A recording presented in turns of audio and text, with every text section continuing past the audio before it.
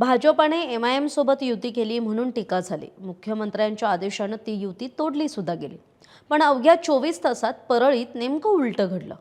परळीत राष्ट्रवादी काँग्रेस, शिवसेना आणि एमआयएम एकत्र आले आणि राज्याच्या राजकारणात नवा भूकंप झाला।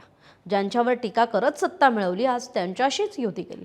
मग तत्व, विचारधारा आणि भंडाच्या गोष्टी कुठे गेल्या?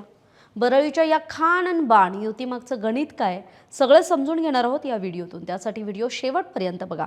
नमस्कार, मी कोमल, सकाळमध्ये आपलं स्वागत। राज्यात भाजपनं अंबरनाथ नगर परिषदेत काँग्रेस सोबत आणि अकोट नगर परिषदेत एमआयएम सोबत युती केल्यामुळे आणि त्यांची जी आघाडी झाली, यामुळे खरं तर मोठा राजकीय वाद निर्माण झाला। या टीकेनंतर मुख्यमंत्री देवेंद्र फडणवीस यांच्या आदेशानं अवघ्या काही तासात या दोन्ही आघाड्या किंवा या दोन्ही युत्या तोडण्यात आल्या। मात्र या घटनेनंतर अवघ्या 24 तासात बीड जिल्ह्यातल्या परळी नगर परिषदेत मात्र एक वेगळंच आणि धक्कादायक राजकीय समीकरण पाहायला मिळालं। ते म्हणजे परळीत राष्ट्रवादी काँग्रेस पक्ष आणि शिवसेना, शिंदेंची शिवसेना यांनी एकत्र येत एमआयएमला सोबत घेऊन युती स्थापन केली।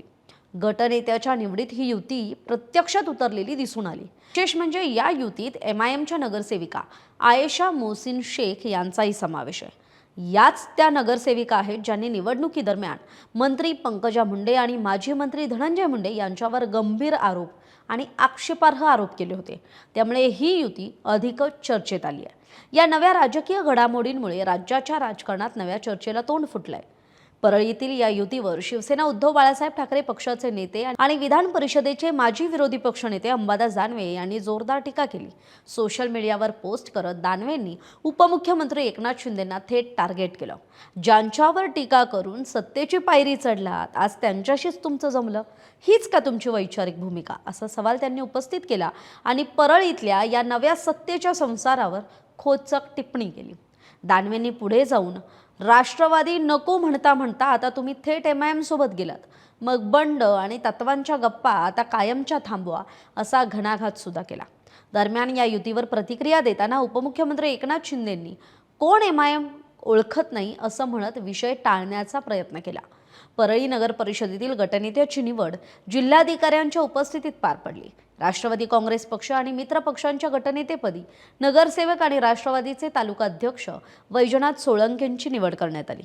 या गटात राष्ट्रवादी काँग्रेसचे 16, भाजपचे 7, अपक्ष 4, शिवसेनेचे 2 आणि एमआयएमचा 1 असा एकूण 24 नगरसेवकांचा समावेश आहे।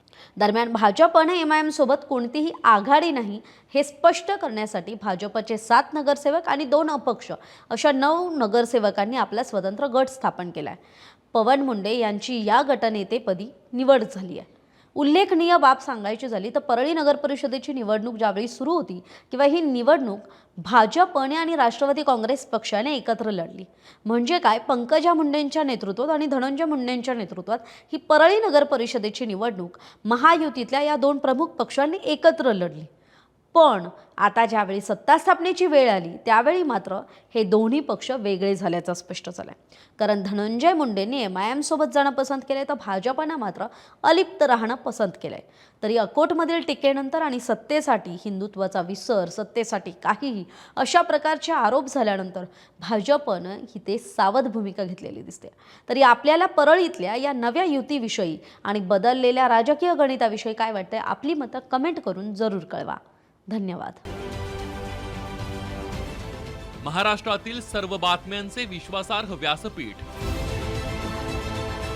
सकाळच्या सर्व सोशल मीडिया प्लॅटफॉर्मला लाईक, फॉलो आणि सबस्क्राईब करा। तसंच सर्व नोटिफिकेशनसाठी बेल आयकॉन प्रेस करायला विसरू नका।